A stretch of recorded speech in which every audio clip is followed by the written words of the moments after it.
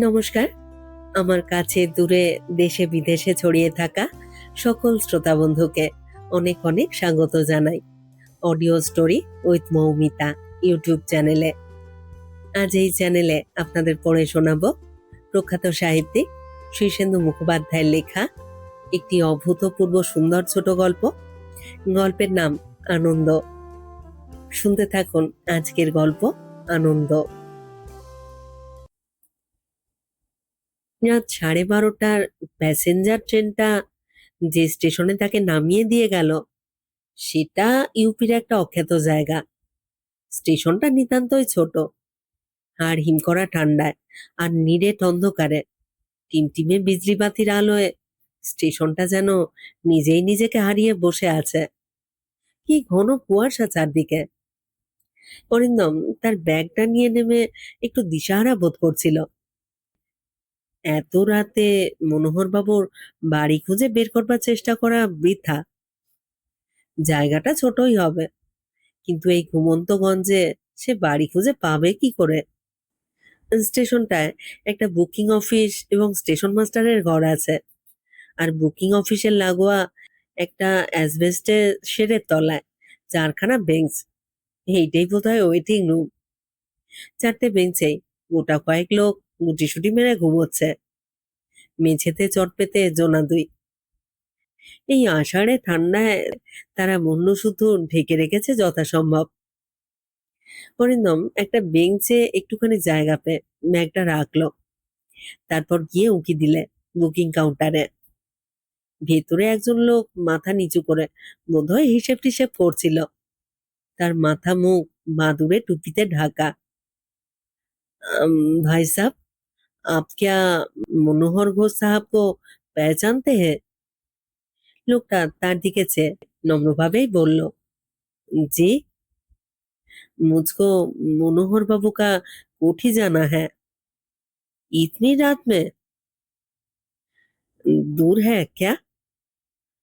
कम से कम 1 मील तो होगा। অরিন্দম দমে গেল। অচেনা জায়গায় মধ্যরাতে ভারী একটা ব্যাগ টেনে 1 মাইল হাঁটা কষ্টকরও বটে, বিপজ্জনকও। কারণ পথে কুকুর ধরতে পারে, চোর সন্দেহ করে লোকে হামলা করতে পারে। आप जरा बैठ जाइए, सवेरे में जाइएगा, রাস্তা খারাপ হ্যাঁ। অরিন্দমের আরো একটি সমস্যা হলো, তার সঙ্গে কোনো খাবার নেই। প্রচন্ড খিদে পেয়েছে। সে চারিদিকে তাকিয়ে দেখলো কোথাও কোনো দোকান টোকান দেখা যায় কিনা। না, ঘন কুয়াশায় সেরকম কিছুই দেখা গেল না। দোকান থাকলেও এত রাতে দূর মফস্বলে কে দোকান খোলা রাখবে? খিদের সঙ্গে যোগ হয়েছে ঠান্ডা। এত ঠান্ডা সহ্য করবার অভ্যাস নেই তার। প্রায় খোলা চাতালে যে লোকগুলো অকাতরে ঘুমোচ্ছে তারা নিতান্তই গরিব মানুষ। গায়ে চাপা দিয়েছে ছেঁড়া কম্বল বা কাঁথাকানির মতো জিনিস। এই প্রচন্ড শীত তাতে আটকানোর কথা নয়। এ দেশের গরিবদের সহ্য শক্তি অপরিসীম। মনোহর ঘোষকে সে চেনে না। বেঞ্চে বসে সে মনোহর ঘোষ নামক রহস্যময় লোকটির কথা ভাবছিল। মনোহর ঘোষ একজন ভাগ্যান্বেষী মানুষ। বাঙালি হলেও বাংলার লোক নন। এলাহাবাদে জন্ম, এমএ এবং ল পাস। একসময় এলাহাবাদ হাইকোর্টে প্র্যাকটিস করতেন। প্রবাসী একজন বাঙালি মেয়েকে বিয়ে করেছিলেন। সুখী মানুষ। তারপর হঠাৎ এক দুর্ঘটনায় তার স্ত্রী মারা যান। সেই থেকেই বৈরাগ্য। এলাহাবাদের বিরাট পৈতৃক বাড়ি, বিষয় সম্পত্তি হেলায় ফেলে রেখে এই গ্রামে চলে এসেছেন। বহুকাল তার কোনো খবর ছিল না। তার এক বন্ধু তার বিষয় সম্পত্তি আগলে রেখেছেন। প্রকৃত ওয়ারিশের সন্ধান পেলে হস্তান্তর করবেন। মনোহর ঘোষকে লোক ভুলেই গিয়েছিল। হঠাৎ এলাহাবাদের একটি ইংরেজি কাগজে একটা খবর বেরোলো যে মনোহর ঘোষের নবজন্ম ঘটেছে। তিনি গত কয়েক বছর ধরে অসাধারণ ছবি এঁকেছেন। শুধু এটাই খবর নয়, দিল্লির একটা 5 তারা হোটেলে মনোহরের 122খানা ছবির একটা এক্সিবিশন হয়। তাতে প্রত্যেকটা ছবি ভালো দামে বিক্রি হয়ে যায়। আর্ট ক্রিটিকরা তার ছবির ভূয়সী প্রশংসাও করেছেন। অরিন্দম এলাহাবাদের একটি ইংরেজি পত্রিকার সাংবাদিক। এডিটর তাকে একদিন ডেকে বলল, মনোহর ঘোষের পাত্তা লাগাও, নইলে প্রেস্টিজ থাকবে না। পাত্তা লাগানো বড় সহজ ছিল না। প্রথম কথা, দিল্লিতে প্রদর্শনী হলেও মনোহর সেখানে যাননি। প্রদর্শনীর আয়োজকরা মনোহরের হাল হাকিকত জানাতে নারাজ। অনেক কাঠখড় পুড়িয়ে এবং গোয়েন্দাগিরি করে এই এত দূরে আসা। অরিন্দম ঝানু সাংবাদিক নয়, মাত্র 29 বছর বয়সী অত্যুৎসাহী যুবা মাত্র। মনোহর ঘোষকে আবিষ্কার করতে এসেছে। অরিন্দম ঘড়ি দেখল, রাত 1টা 5। বুকিং ক্লার্ক ঝাঁপ বন্ধ করে দিয়েছে। বোধহয় অফিসে ঘুমানোর বন্দোবস্ত আছে। একখানা মোলা বিছানার জন্য। শরীরটা আঁকপাক করছে অরিন্দমের। আর খিদেটা পেট থেকে ব্রহ্মতালু অবধি বিস্তার লাভ করেছে। খাবার না থাকলেও জলের বোতল আছে ব্যাগে। খিদে মারতে বোতল বের করে জল খেতে গিয়ে দেখলো জল এত ঠান্ডা মেরে গেছে যে গলায় যেন ছুরি চালানোর মতো লাগছে। অগত্যা ক্ষান্ত দিল সে। চুপচাপ বসে থাকা ছাড়া আর কি বা করতে পারে সে। অরিন্দমের ঢুলু নিয়ে এলো। বসা অবস্থাতেই ঘাটটা ভেতরে করে চোখ বুজে ফেললো সে। তারপর হিজিবিজি স্বপ্ন। কিন্তু খিদে আর ঠান্ডায় ঘুমটারও বারবার চটকা ভেঙে যাচ্ছে। এলাহাবাদ থেকে ট্রেনটা অস্বাভাবিক দেরি না করলে তার আজ বিকেলেই পৌঁছে যাওয়ার কথা ছিল। জংশন স্টেশন থেকে গাড়ি বদলে প্যাসেঞ্জার ট্রেন পেতেও ঘন্টা দুয়েক বসে থাকতে হলো। সময় মতো ট্রেন পেলে সে কাজ ছেড়ে এতক্ষণে ফেরার ট্রেনে চেপে বসে থাকতে পারতো। এ দেশে কি ইচ্ছে মতো সব হয়? রাত 1:30টায় হঠাৎ চারিদিক প্রকম্পিত করে একটা ট্রেন এসে দাঁড়ালো প্ল্যাটফর্মে। প্যাসেঞ্জার ট্রেনই হবে, নিশ্চয়ই প্রচুর লেট করে এসেছে। আশ্চর্যের বিষয়, ট্রেন থেকে জনা 10-12 লোকও নামলো। বেশিরভাগই দেহাতি গরিব মানুষ, শীতে জবুথবু। কিন্তু তারা ছাড়াও আরো জনাচারেক মেয়ে পুরুষের একটা দল। তাদের চেহারা রীতিমতো সম্ভ্রান্ত। পুরুষ দুজনের পরনে গরম পাতলুন, প্রিন্স কোট, মাথায় কাশ্মীরি টুপি। দুই মহিলার গায়েও মহার্ঘ কোট, স্কার্ফ, শাড়ি এবং চুড়িদার। ভারী অবাক হয়ে চেয়েছিল অরিন্দম, এরা এত রাতে এই গাঁগঞ্জে কোথায় যাবে।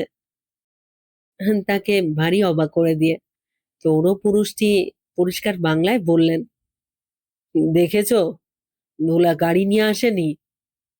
বয়স্কা মহিলা বললেন, খবর পেয়েছে কিনা দেখো। এখন কি হবে? পুরুষটি বিরক্ত হয়ে বললেন, কি আর হবে, কাছেই বীরেন সিং এর বাড়ি, ওখানেই রাতটা কাটিয়ে দিতে হবে, আর কি। অল্প বয়সী ছেলে মেয়ে দুটি কোনো কথা কইল না, মুখে বিরক্তির ভাব। ভদ্রলোক জিজ্ঞেস করলেন, মুংলি, কি বলিস? মেয়েটি ভারী মিঠে গলায় বলল, বীরেন চাচার মুশকিল কি জানো, আমাদের একবার পেলে কাল সারাদিন আটকে রাখবে, কিছুতেই যেতে দেবে না।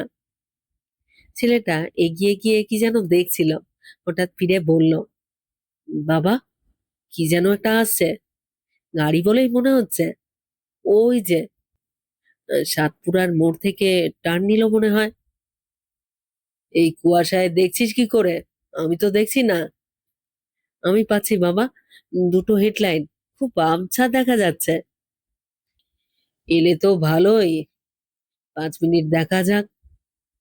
অরিন্দমের খুব লোভ হচ্ছিল এদের সঙ্গে কথা বলার, তবে চেহারা আর হাবভাব দেখে মনে হয় এরা রইস লোক। বড় লোকরা উটকো অচেনা লোককে পছন্দ করে না। গাল পাড়িয়ে থাপ্পড় খাওয়ার কোনো মানে হয় না। পরিবারটা ধারে দাঁড়িয়ে খুব উদ্বিগ্ন ভাবে চেয়ে রইল। একটু বাদে একটা বিরাট ঝকঝকে গাড়ি এসে ঘ্যাঁচ করে থামলো সামনে। উর্দি পরা ড্রাইভার লাফিয়ে নেমে এসে সেলামটুকে দরজা খুলে ধরলো। ভদ্রলোক বিরক্ত হয়ে বললেন, দের কিয়া কিউ রে? হুজুর, টায়ার পাংচার হুয়া থা। ওরা যখন গাড়িতে উঠতে যাচ্ছে তখন একটা চকিত তাগিদে অরিন্দম উঠে গিয়ে ভদ্রলোককে জিজ্ঞেস করলো, আচ্ছা, এখানে মনোহর ঘোষের বাড়িটা কোথায় তা জানেন? ভদ্রলোক অবাক হয়ে তার দিকে চেয়ে বললেন, বাঙালি নাকি? আগে হ্যাঁ, অরিন্দম মিত্র, এলাহাবাদ থেকে আসছি, রিপোর্টার। তা এত রাতে কেন? ট্রেনটা লেট ছিল, তাই ফেঁসে গেছি। স্টেশনে বসে রাত কাটাবেন নাকি? মনোহর ঘোষের বাড়ি তো অনেক দূর, সাতপুরা ছাড়িয়ে জঙ্গলগড়ের রাস্তায়। সকালে রিক্সা টিক্সা পাওয়া যাবে না? তা যাবে। তা মনোহর ঘোষের কাছে কেন? কোনো খবরের জন্যে? হ্যাঁ, উনি তো এখন খুব বিখ্যাত লোক, তাই একটা ইন্টারভিউ নিতে আসা। এই শীতে ঠান্ডা স্টেশনে বসে থাকবেন কেন? বরং আমার বাড়িতে চলুন, রাতটা কাটিয়ে সকালে ঘোষ মশাইয়ের বাড়িতে যাবেন। আমার বাড়ি থেকে বেশি দূরও নয়। আসুন আসুন, উঠে পড়ুন। আমি আপনাদের অসুবিধে ফেলছি না তো? না না, অসুবিধে কিসের? তার উপর আপনি বাঙালি, দেশের মানুষ। উঠুন। অগত্যা উঠে পড়ল অরিন্দম সামনের সিটে, ভদ্রলোক এবং ড্রাইভারের মধ্যবর্তী জায়গায়। গাড়িটা পুরোনো আমলের বুইক বা ওই জাতীয় বড় গাড়ি, ভারী আরাম বসে। কোথায় কোথায় জানা গেল ভদ্রলোকের বিরাট কাঠের কারবার আছে এখানে। ডিজাইনার ফার্নিচার তৈরির বড় বড় কন্ট্রাক্ট পান, এখানেই তার কারবার। তবে এলাহাবাদ আর লখনৌতে শোরুম আছে, দিল্লিতে শিগগিরই খুলবেন। নাম অনিমেষ রায়। 10 মিনিট পরে যখন অনিমেষ রায়ের বাড়ি পৌঁছলো, তখন হকচকিয়ে গেল অরিন্দম। অন্ধকার এবং কুয়াশার মধ্যে বাড়িটা যেন জাহাজের মতো প্রতিভাত হচ্ছে। চারিদিকে বিশাল বাগান, মাঝখানে বিরাট বাড়ি।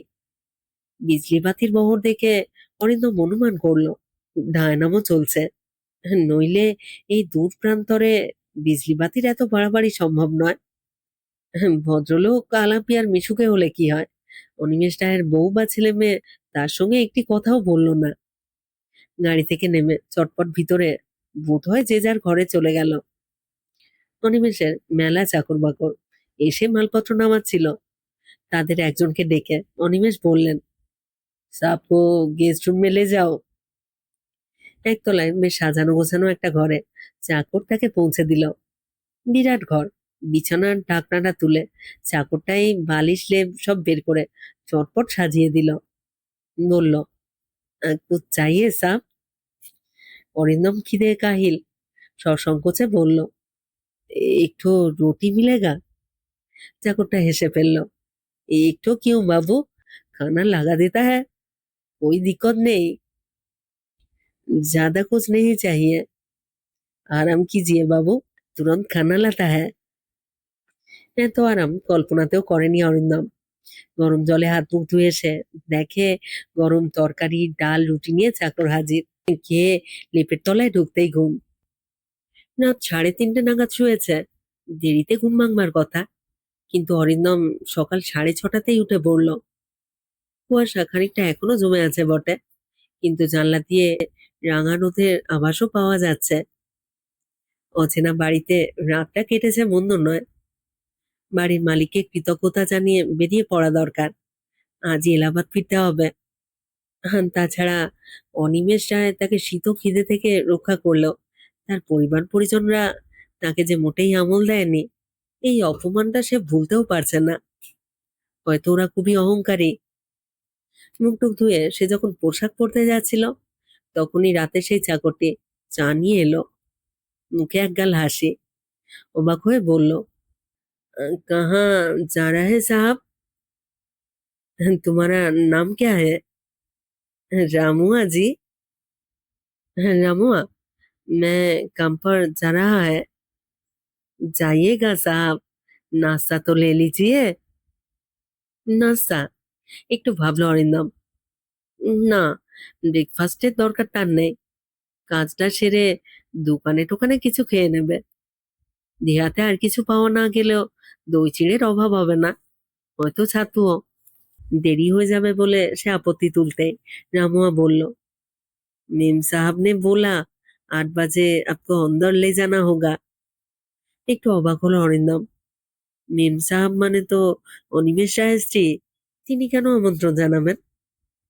আগুপিছু ভেবে অরিন্দম যাত্রা ভঙ্গ করলো। সে যতদূর জানে বেলা ৩টেতে এখান থেকে জংশনে যাওয়ার ট্রেন মিলবে। রাত্রে এলাহাবাদ পৌঁছতে অসুবিধে নেই। সে স্নান করে নিল, তারপর রেডি হয়ে বসে রইল। ঠিক ৮টায় রামু এসে ডেকে নিয়ে গেল তাকে। বিশাল বাড়ি, নানান মহার্ঘ জিনিসে সাজানো একটা হলঘর পেরিয়ে সূক্ষ্ম পর্দার আড়ালে বিশাল ডাইনিং রুম। চারিদিকে হিটার ফিট করে রাখায় এই ঘরে ঠান্ডা নেই। ডাইনিং টেবিলে আজ সবাই উপস্থিত। অনিমেষ রায়, তার স্ত্রী, মেয়ে এবং ছেলে। অনিমেষ রায় বললেন, আসুন অরিন্দম বাবু, আসুন। রাতে ঘুম হয়েছিল তো? লাজুক হেসে অরিন্দম বলল, আপনার প্রতি আমার কৃতজ্ঞতা শেষ নেই। আশ্রয়টুকু না পেলে কষ্ট পেতে হতো। আরে, এ তো আমার কর্তব্য।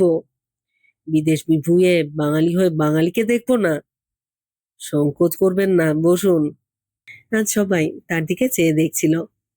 অরিন্দমের চেহারা ভালো। সে ৬ ফুট লম্বা, চিপচিপে, ফর্সা এবং সুপুরুষ। একসময় সে সিনেমায় নামার কথাও ভাবতো। ঘটনাচক্রে হয়ে ওঠেনি। সে বসার পর আচমকাই ভদ্রমহিলা তাকে সরাসরি জিজ্ঞেস করলেন, সতু নামে আপনার কোনো মাসি আছেন, যিনি জব্বলপুরে থাকেন? অবাক হয়ে অরিন্দম বলল, হ্যাঁ, আমি তো সতু মাসির কাছে প্রায় যাই। আপনি মাসিকে চেনেন? খুব চিনি। সতুদির পাড়াতেই আমার বাপের বাড়ি। আপনাকে দেখে কাল চেনা চেনা লাগছিল। মুহূর্তের মধ্যেই ভাব হয়ে গেল। জব্বলপুরের মাসি সূত্রেই ব্যবধান ঘুচে গেল লহমায়। অনুপস্থিত একজন মানুষ কত নতুন সম্পর্ক রচনা করে দিতে পারে। মুঙ্গলি আর মৃদুলের সঙ্গেও দিব্যি ভাব হয়ে গেল, এবং পরিবারটিকে মোটেই অহংকারী লাগলো না আর।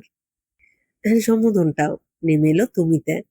অনিমেষ রায় আর তার স্ত্রী হয়ে গেলেন মেসোমশাই আর মাসিমা। যেরকমটা হয়ে থাকে আর কি। মাসিমা বললেন, মনোহর বাবুর কাছ থেকে ঘুরে এসো, তারপর দুপুরে এখানেই খাবে। আমাদের গাড়ি করেই যাবে আসবে। ৩টে ট্রেনও ঠিক ধরিয়ে দেব, চিন্তা করো না। মুঙ্গলি বলল, আমিও আপনার সঙ্গে যেতে পারতাম, কিন্তু আজ আমার একটা পিকনিক আছে। আমি সোশ্যাল কিছু কাজ করি। দেহাতি মেয়েদের লেখাপড়া, হাতের কাজ আর ফার্স্ট এড শেখাই। ওদের নিয়েই আজ পিকনিক। মিতুল বলল, আমাকে তো আজই লখনৌ যেতে হবে ব্যবসার কাজে। অরিন্দম বলল, আরে ঠিক আছে, তোমরা যে যেতে চেয়েছো এটাই তো যথেষ্ট। মাসিমা বললেন, যাও বাবা, ঘুরে এসো। মনোহর ঘোষ কিন্তু খুব খটমটে লোক, সাবধানে কথা কয়েও, একটুতেই ফোঁস করেন। মনোহর ঘোষ যে খটমটে লোক তাতে সন্দেহ নেই। অনিমেষ রায়ের একটা জিপ গাড়িতে সে যখন একটা ছোট জঙ্গল পেরিয়ে মনোহরের বাড়ির সামনে এসে নামলো, তখন রোদ উঠেছে। মনোহর ঘোষ উঠানে একটা খাটিয়া পেতে রোদ পোহাচ্ছেন। অবাক হয়ে তাকে দেখে বলে উঠলেন, কিয়া মাংতা। মনোহরের বেশ বয়স হয়েছে, মুখে দাড়ি গোঁফ সমাচ্ছন্ন। উঠোনে মুরগি দৌড়ে বেড়াচ্ছে, কয়েকটা ছাগল বসে আছে। দেহাতি সংসার যেমন হয়। আমি এলাহাবাদ থেকে আসছি, রিপোর্টার। বাঙালি? হ্যাঁ। কি চাও? আপনার পেন্টিং নিয়ে ইদানিং খুব কথা হচ্ছে, তাই। ধুর ধুর, ও নিয়ে কথা বলবার কি আছে? পেন্টিং নিজেই নিজের কথা বলবে। সে তো ঠিকই স্যার, তবে আপনি তো অরিজিনাল পেন্টার ছিলেন না। তাছাড়া আপনি বিষয় সম্পত্তি ছেড়ে দিয়ে নিরুদ্দেশ হয়েছিলেন। দেখো বাপু, প্রত্যেকেরই নিজস্ব জীবনযাপনের অধিকার আছে। তাছাড়া আমি আমার ব্যক্তিগত জীবন নিয়ে কথা কইতে যাবই বা কেন? অরিন্দম প্রমাদ গুণে বলল, তা তো ঠিকই, কিন্তু স্যার, আপনার সম্পর্কে যে মানুষের খুব কৌতূহল। কৌতূহল থাকলেই যে আমাকে মেটাতে হবে তার কোনো মানে নেই। অরিন্দম লাইন পাল্টে বলল, হ্যাঁ স্যার, আপনি এখন কি পেন্টিং করছেন যদি একটু বলেন? দেখো বাপু, আমি ধরা বাঁধা ট্রেনিং নেওয়া আর্টিস্ট নই। যখন যা খুশি আঁকি, ইচ্ছে মতো। রুটিন করে আঁকিও না। ও ব্যাপারে কিছু বলবার নেই আমার। অন্তত যদি একটা মেসেজও দেন। একটা মেসেজ নেওয়ার জন্য গাড়ি হাঁকিয়ে এসেছো? বলিহারি তোমাদের হুজুগের। আগে ওটা আমার গাড়ি নয়, অনিমেষ রায়ের গাড়ি। দয়া করে ধার দিয়েছেন। অনিমেষ রায়ের নামে হঠাৎ তেলে বেগুনে জ্বলে উঠলেন মনোহর। অনিমেষ? ওই লোকটাই তোমাকে পাঠিয়েছে নাকি? না না, আমি গতকাল রাতে স্টেশনে আটকা পড়েছিলাম। উনি আশ্রয় না দিলে। গোটা মহলের গাছপালা মুড়িয়ে কাটছে। ও তো একটা ভিলেন। ওকে ফাঁসি দেওয়া উচিত। আজ সকালেই শুনছিলাম উনি নাকি ফরেস্ট ডিপার্টমেন্টের কাছ থেকে নিলামে কাঠ কেনেন। তাতে কি? ওকে খুশি করতেই তো ওরা কাঠ কেটে বন সাফ করছে। যার ট্যাঁকে টাকা আছে সে না পারে কি? হ্যাঁ, স্যার, একটা কথা বলবেন? কি? স্ত্রীর মৃত্যুতে আপনি গৃহত্যাগ করেন, পরে কি আপনি আর বিয়ে করেছেন? চোখা ভাবটা হঠাৎ উধাও হলো। মনোহর ঝুলঝুলে চোখে তার দিকে চেয়ে বললেন, বউ মরে গিয়ে আমার খুব ভূতের ভয় হতো, বুঝলে? ও ভয়ে আমার চিরদিনই। তাই বাড়ি ছেড়ে চলে আসি। এখানে এক বন্ধু ছিল, বিহারি বন্ধু। তার সঙ্গেই থাকতাম। বিষয় স্পৃহা ছিল না। বন্ধুটি জোর করে তার বোনের সঙ্গে আমার বিয়ে দেয়। খেতি গেরস্তিও দেয়। তবে এলাহাবাদের সম্পত্তিও আমার আছে। হ্যাঁ স্যার, এখন তো আপনি বেশ ধনী মানুষ। মনোহর পিছন ফিরে কাকে হাঁক মেরে বললেন, এক চার পাই তো লাগা দে। বসো বাপু। একটা বছর 12-13 ছেলে দৌড়ে এসে একটা চারপাই পেতে দিয়ে গেল। অরিন্দম বসলো। মনোহর একটু চুপ করে থেকে বললেন, আমি অ্যাডভোকেট ছিলাম। বিষয় সম্পত্তিও ছিল, যা আছে। কিন্তু তাতে মন ভরেনি। ভিতরটা বড্ড খাঁ খাঁ করছিল। হঠাৎ একদিন ছবি আঁকা ধরলাম, বুঝলে? হয়তো আঁকার একটা ক্ষমতা ভিতরে ছিল, বুঝতে পারিনি। যেই আঁকতে শুরু করলাম অমনি ভেতরে শূন্যতাটাও উধাও হয়ে গেল। আনন্দ এলো, মনোসংযোগ এলো, তাগিদ এলো। গত 10-15 বছর ধরে শুধু এঁকে যাচ্ছি। আপনার ছবির প্রচন্ড প্রশংসা হচ্ছে, জানেন কি? জানি জানি, বিক্রিও হয়েছে মেলা, অনেক টাকাও পেয়েছি। কিন্তু এখন ভয় হচ্ছে। কিসের ভয়? যেটা ছিল আমার নিভৃতের আনন্দ, সেটা এখন মার্কেটিং এর খপ্পরে গিয়ে পড়লো। তখন আর আনন্দটা থাকবে কি? খ্যাতির লোভ, অর্থের স্পৃহা এসে তো আনন্দটাকে মাটি করে দেবে। বুঝেছো? আমি এখন খুব দোটানায় আছি। প্রকৃত শিল্পী তো এরকমই হওয়ার কথা স্যার। কিন্তু আপনি নির্বিকার থাকলে কে কি করবে? না হে না, নির্বিকার থাকা এত সহজ নয়। হোলি খেলা নিয়ে আমার একটা ছবি 1.5 লাখ টাকায় বিক্রি হয়েছে। ভাবতে পারো? এরকম রাক্ষসের দাম কেউ দেয়? যাকে, কি খাবে বলো? কিছু না, আমি স্যার ব্রেকফাস্ট খেয়ে এসেছি। আপনার স্টুডিওটা কি একটু দেখতে পারি? স্টুডিও? বললেন, আমি কি পিকাসো না মাইকেল অ্যাঞ্জেলো? ওই যে নিম গাছটার তলায়। নয়তো মকাই খেতে, নয়তো ইদারার ধারে। যখন যেখানে মন চায় ইজেল পেতে আঁকতে বসে যাই। স্টুডিও ফুডিও নেই, গাদা গাদা ছবি পড়ে আছে। কয়েকখানা আমার এক বন্ধু নিয়ে গিয়েছিল কাকে দেখাবে বলে। তারপর কি থেকে যে কি হয়ে গেল, আমাকে এখন নানা জায়গা থেকে ডাকছে। যাবেন না স্যার? দূর দূর, এই তো বেশ আছি, ঝুট ঝামেলা থেকে দূরে, দেহাতে, আপন মনে। আনন্দই সব, বুঝলে? আনন্দ যদি মাটি হয়, তাহলে কিছু দিয়েই তা ফেরানো যায় না। বুঝেছো? বুঝেছি। এইসব কথায় গিয়ে লিখো তোমার কাগজে। লিখো, আমি আনন্দে ভরে থাকতে চাই, আর কিছু চাই না। জি আজ্ঞে, বলে অরিন্দম উঠে পড়ল।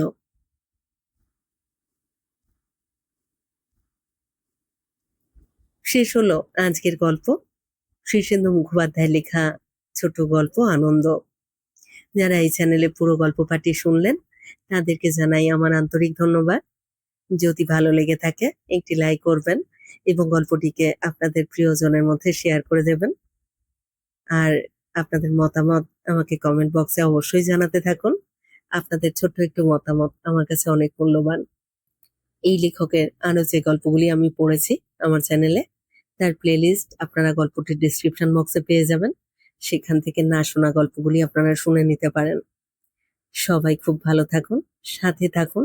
ফিরে আসছি খুব শীঘ্র নতুন গল্প নিয়ে।